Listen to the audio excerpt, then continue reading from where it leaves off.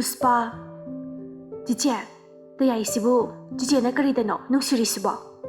Masa haire matik jade, ina kaira khun basunate, masak haire phasade, mising na singba haiba dusu oide, mangondagi bu karila khotningai lege.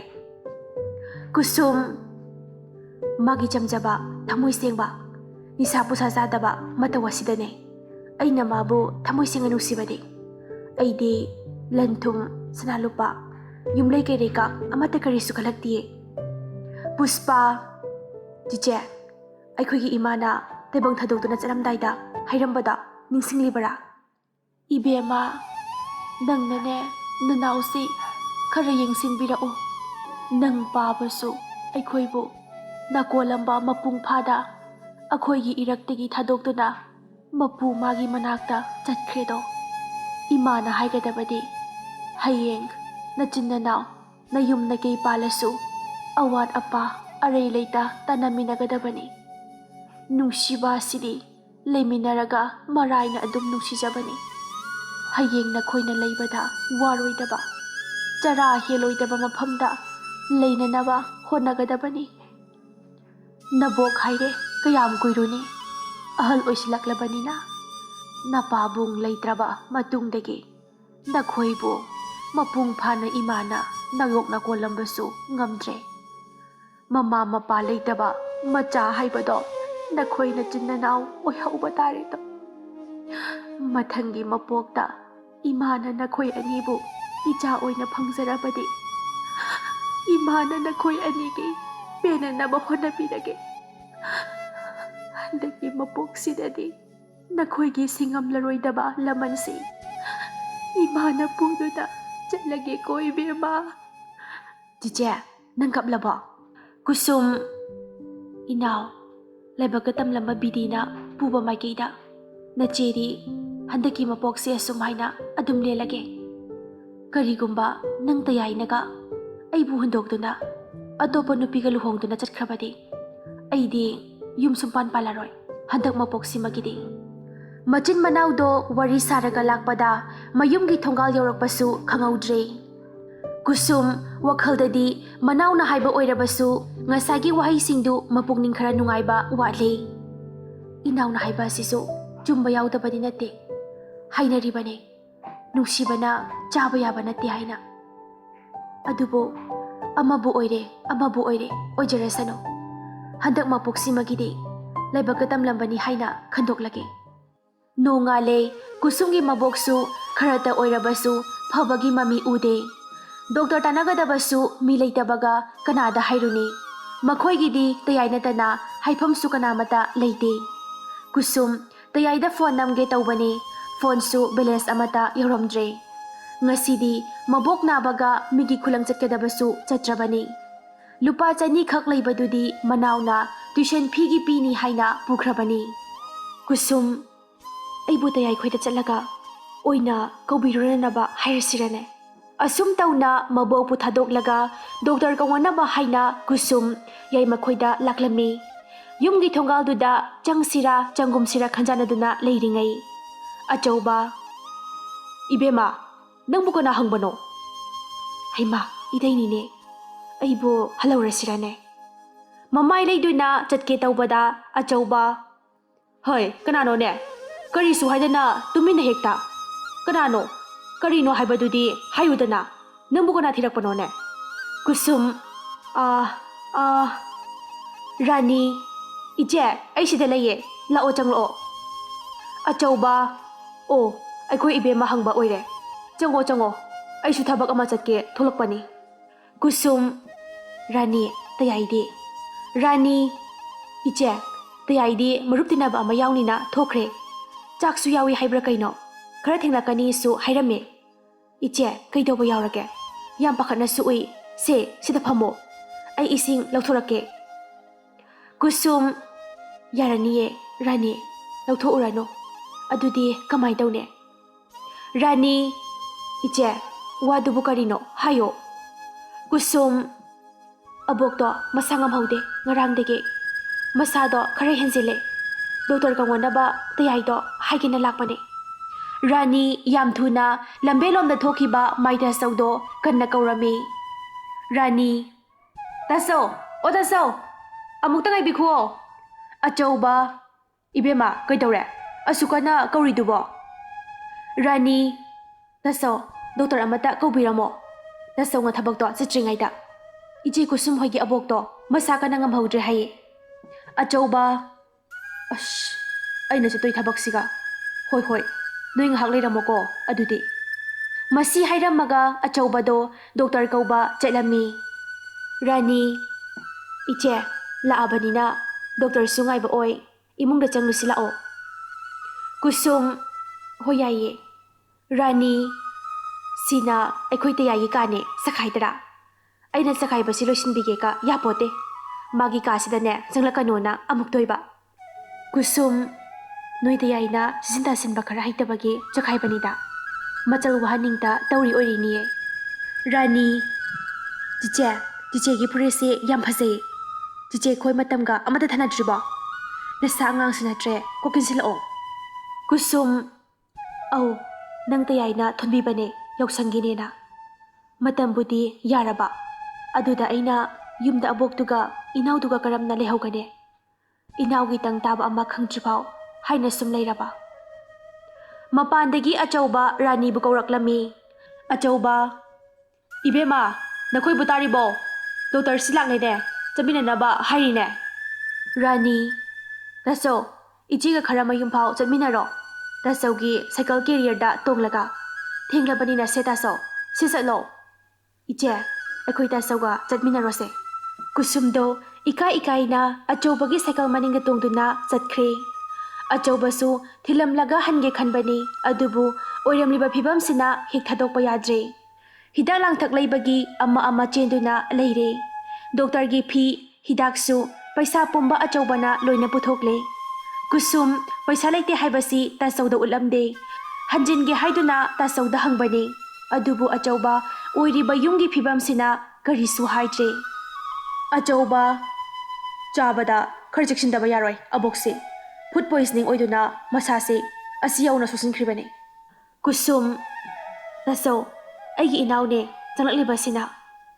Haujikdi masu laklabanina khara pharane. Tasobu thabaksu lei haibadai. Ado aina maram oiraga Tasogi chatkadaba thabaktasu apanba haibadu oire. Ado Taso, haujikdi aboksu masa khara phaba haibada oirabanina. Tasosu ngahak pothabiraga chak ising charaga hanbiro. Achauba, hoi, nanaw su laklabanina, ay susananaba tawrage. Ado, chakti chararoige da. Nongma ama oina charage. Hidak singsi matam sana pizarabadi, nungsa thiningay oide da. Nungthil talak, nungsa khara nemtharaba matung, yayma yumda laklami.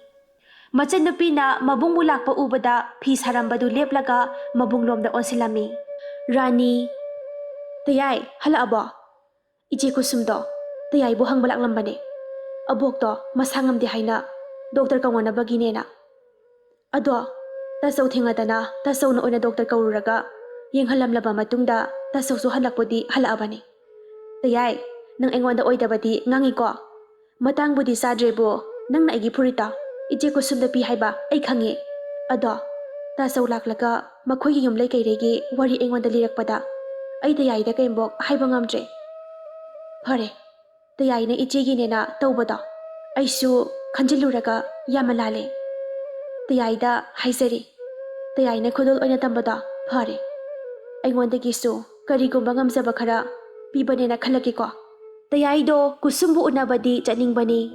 Adubu ana yaubasiga ma chatuna unabadi ngamdre. Hayeng oina chatlagi haina toe. Phone paikhatuna kusumda call tawrami.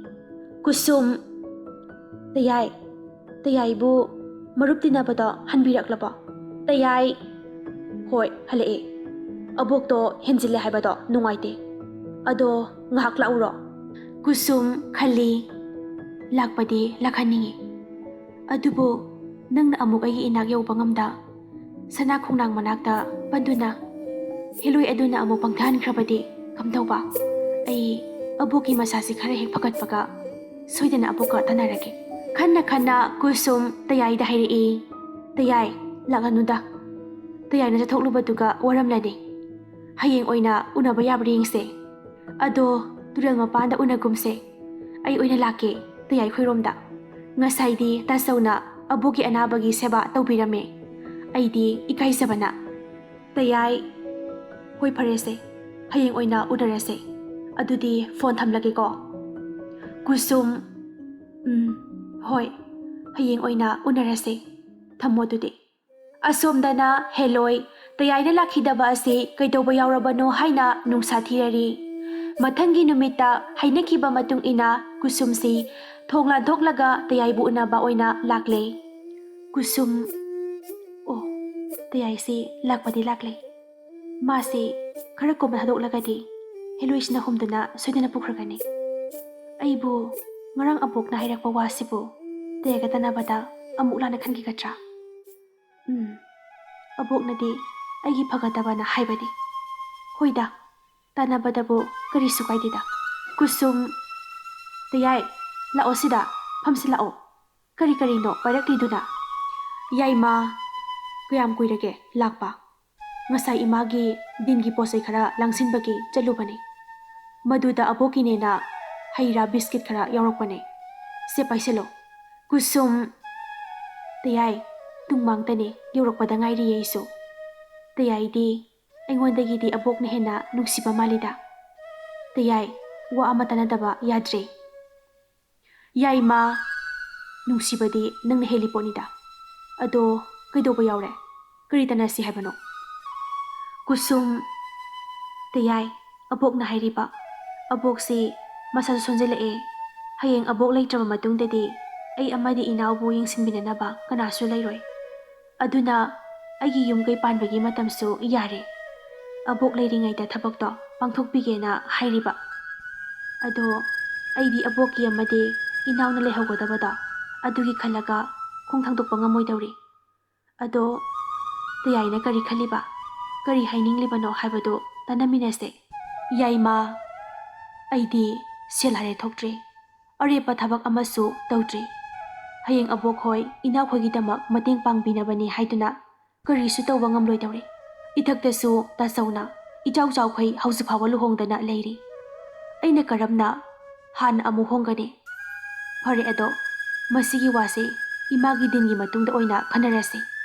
Karina phagadage haibado. Nangdi nungthil khulang chatkadawribra. Pungdi ani tarakadawre. Halagero thengdribra. Lao ay swai phawa thimbigese.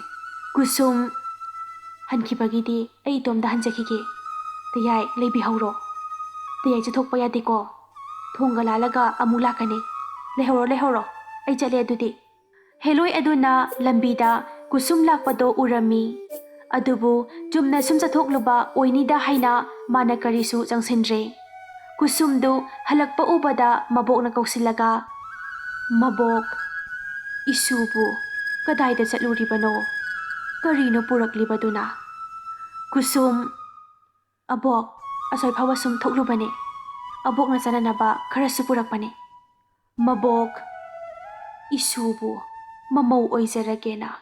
Asom turel wangmadagi nang tada khura miyamna senjaw paiba mahazon haina khangnabado. Mahaki machanupa ahan pulis oyesu haigum dawi. Lakliba yawsang sida suti lawhalaga sakmay khangnahange haina mapana haiba laklamine. Ado ainadi isugi wa amatang hana hangkigena haikibani. Nang nane phay phatedo nanawata naminaro. Mabok na masugi pumnamak pananaba haina silibani. Masu khangdaba nate. Tayayga maga yamna kana naksinay haibasi manawatambadagisu khanglibani.